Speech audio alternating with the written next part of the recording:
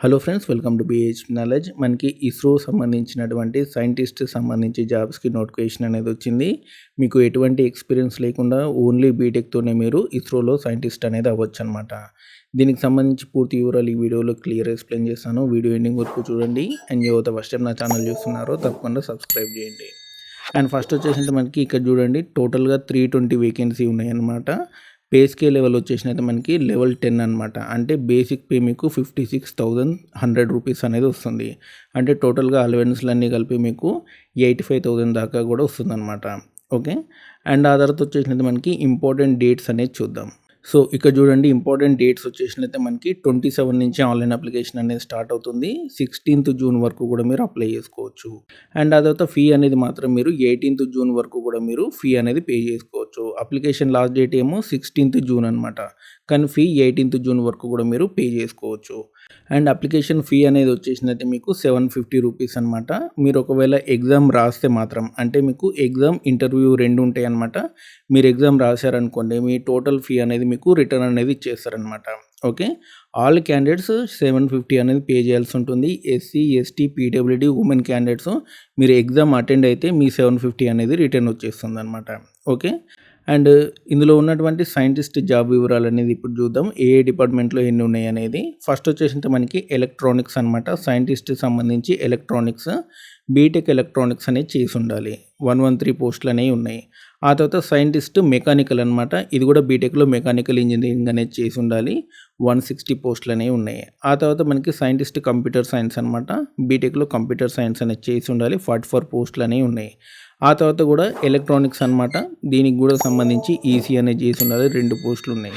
ఆ తర్వాత సైంటిస్ట్ సంబంధించి మరోసారి కంప్యూటర్ సైన్స్ అనమాట. అది కూడా ఒక పోస్ట్ అనేది ఉంది. అండ్ ఇందులో ఒకటి గుర్తుపెట్టుకోవాల్సింది ఏంటి అంటే, మినిమం మీకు 65% స్కోర్ అనేది ఉండాలి మీ బీటెక్లో. ఓకేనా. 65% స్కోర్ అనేది ఉండాలి. అండ్ ఫైనల్ ఇయర్ స్టూడెంట్స్ కూడా అప్లై చేసుకోవచ్చు. కానీ 31 ఆగస్టు లోపు మీ రిజల్ట్స్ అనేవి రావాలన్నమాట. ఓకేనా. ఫైనల్ ఇయర్ స్టూడెంట్స్ కూడా అప్లై చేసుకోవచ్చు. కానీ 31 ఆగస్ట్ లోపు మీ రిజల్ట్స్ అనేవి వచ్చి ఉండాలి. అప్పుడే మీరు ఈ జాబ్కి ఎలిజిబుల్ అనమాట. ఓకేనా. మీరు ఇప్పుడు అప్లై చేసుకోవచ్చు. ఫైనల్ ఇయర్ స్టూడెంట్స్ మీకు ఖచ్చితంగా 31 లోపు రిజల్ట్స్ వస్తాయి అనుకుంటే అప్లై చేసుకోండి. అండ్ ఇక్కడ చూడండి, ఏజ్ వచ్చేసింది మనకి 28 ఇయర్స్ అనమాట. అండ్ ఓబీసీ వాళ్ళైతే 31 వరకు అప్లై చేసుకోవచ్చు. ఎస్సీ ఎస్టీ వాళ్ళైతే 32 ఇయర్స్ వరకు కూడా అప్లై చేసుకోవచ్చు.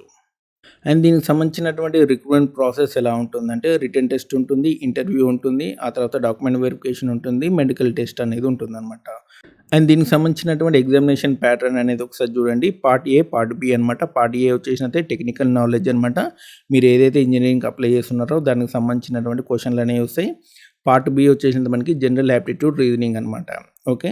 మీ టెక్నికల్ సంబంధించినటువంటి క్వశ్చన్లు 80 క్వశ్చన్లు వస్తాయి, 80 మార్కులు. జనరల్ యాప్టిట్యూడ్ వచ్చేసినైతే మనకి 15 క్వశ్చన్లు వస్తాయి, 20 మార్కులు అనమాట. టోటల్గా 100 మార్క్స్కి మీకు పేపర్ అనేది ఉంటుంది.